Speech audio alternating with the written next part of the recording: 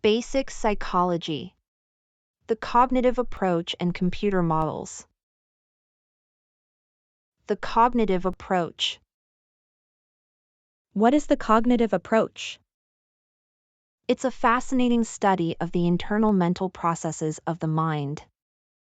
Definitely. Did you know that the cognitive approach assumes thought processes can and should be studied scientifically through laboratory studies?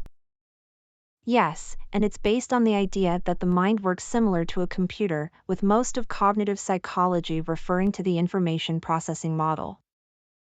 Interesting. But how do psychologists study cognitive processes when they are not visible to be tested directly? They study them indirectly through making inferences about results gained from observing behavior. What are schemas, and how do they impact perception and memory? Schemas are a cognitive framework that represents ideas and expectations a person holds about a person or situation. They form through experience and aid in making future predictions of events or situations for us.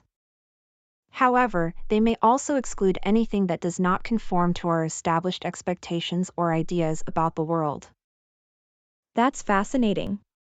Can schemas cause individuals to focus on things that confirm people's pre-existing beliefs and ideas rather than allow us to accept new ones?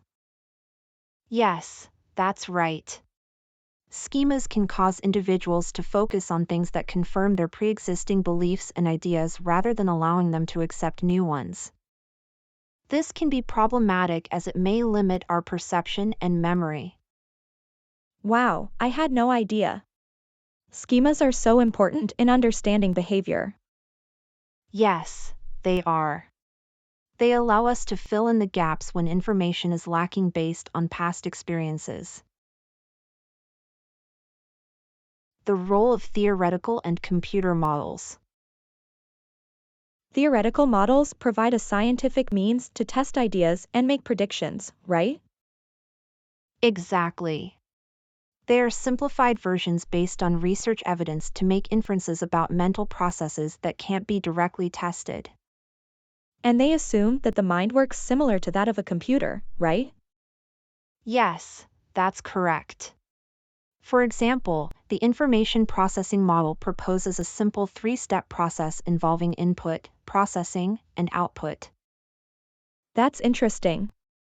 So, how does computer programming come into play?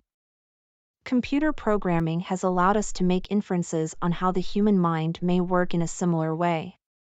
For example, long-term memory is compared to the hard drive of a computer's memory, while RAM may relate to working memory and a temporary workspace. What about cognitive neuroscience? Cognitive neuroscience emerged with the advancement of technology and allows researchers to study the living brain. Neuroimaging techniques such as PET scans and fMRI highlight different parts of the brain as active when engaging in cognitive activities. That's fascinating. Can you provide an example? Sure. Burnett et al., 2009, found guilt highlighted numerous brain regions including the medial prefrontal cortex, which was associated with social emotions. Patients suffering from brain damage may also be used to take part in cognitive tasks while undergoing scans to see how the brain reacts. The cognitive approach evaluation. The cognitive approach has been applied in various areas of psychology, right? Yes, it has. For instance, it has helped us understand how we form impressions of other people, and how we form biases that can influence how we interpret other people's behaviors due to our schemas. That's interesting. What about the cognitive approach in psychopathology? The cognitive approach has highlighted that dysfunctional behavior can usually be attributed to faulty or irrational thought process, which preceded the behavior itself, further highlighting its validity. I've heard that the cognitive approach has led to practical real-world applications. Is that true? Yes, that's right. The development of CBT-based treatments has proven effective in the treatment of OCD and depression, which could only be effective if the problems themselves were cognitive-based, as this approach suggests. What about the strengths and weaknesses of the cognitive approach? One of the major strengths is that it uses experimental methods to conduct research, providing researchers with a rigorous method to collect and evaluate evidence. However, a major weakness is that the cognitive approach relies on computer-based models to explain how human coding occurs, which lacks validity as it may not be a true fit for how the human mind actually works and limits us from exploring new perspectives which may be better suited.